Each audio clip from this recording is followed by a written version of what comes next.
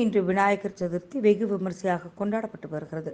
பல்வேறு இடங்களில் ஊர் பொதுமக்கள் சார்பில் ஆங்காங்கே விநாயகர் சிலைகள் வைத்து வழிபாடு நடத்தப்பட்டு வருகிறது. கோவையிலும் பல்வேறு பகுதிகளில் விநாயகர் சிலைகள் வைத்து விநாயகர் சதுர்த்தி விழா கொண்டாடப்பட்டு வருகிறது.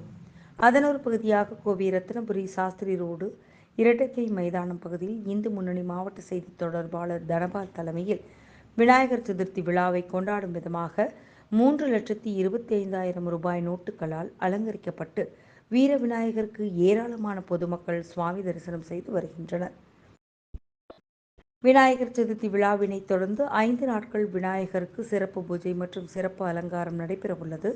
இந்நிகழ்ச்சியில் பாஜக ஓபிசி அணி மாவட்ட தலைவர் சி. சுதாகர் மற்றும் இந்து முன்னணி நிர்வாகிகள் பலர் கலந்து கொண்டனர்.